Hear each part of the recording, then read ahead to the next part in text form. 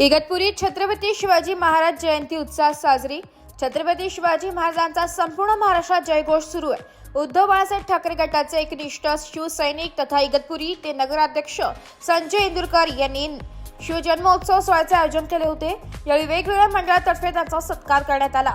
योगेश्वरी ते मार्केट मंडळातर्फे भव्य शिवजयंती मिरवणूक काढण्यात आली।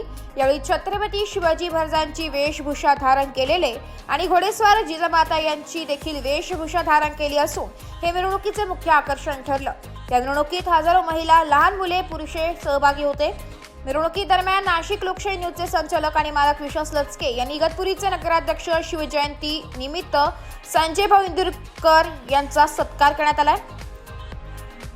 मिरवणुकीदरम्यान मर्दानी खेळ, मर्दानी कर्तबकारी, फटाक्यांची आतिषबाजी करण्यात आली। अनेक वर्षांपासून इगतपुरीमध्ये अशाच प्रमाणे भव्य मिरवणूक काढण्यात येते।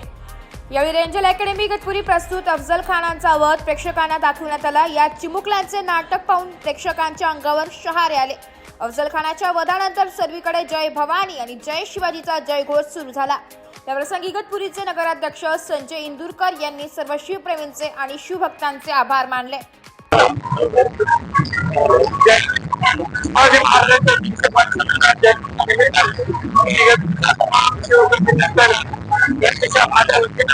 आणि शिवसेनेच्या वतीनं हार्दिक शुभेच्छा व्यक्त करतो।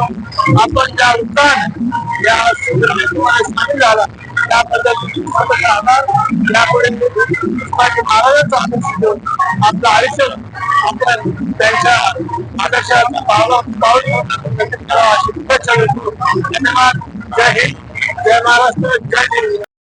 आज इगतपुरी शहरामध्ये शिवजयंतीचा उत्सव अत्यंत भव्य प्रमाणामध्ये या ठिकाणी संपन्न होतोय। इगतपुरी शहरामध्ये शिवसेनेचे नेते संजय इंदुरकर यांच्या नेतृत्वाखाली या ठिकाणी शिवजयंतीची मिरवणूक आज या ठिकाणी चालू आहे।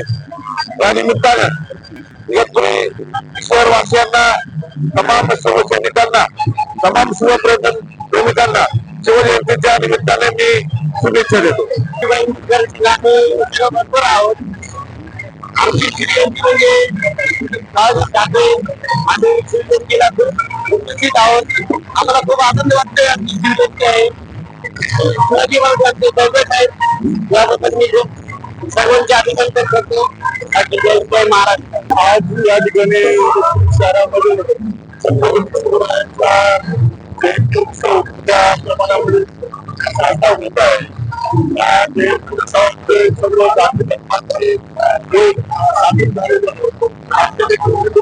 सर्व उत्सवाला शुभेच्छा देतो आणि आज उत्सव असाच चालत राहायला पाहिजे याकरता आपण सर्वांनी मिळून प्रयत्न करायचे आहेत। शिवरायांचं जे तंत्र होतं आणि तेच तंत्र जे डॉक्टर बाबासाहेब आंबेडकरांचं संविधानाचं समोर आणलंय आणि आज जे संविधान जे आहे ते डॉक्टर बाबासाहेब आंबेडकर ते संविधान जे राज्यावरून दिलेलं आहे त्यांनी त्या पद्धतीने विधान आहे असं मला वाटतं।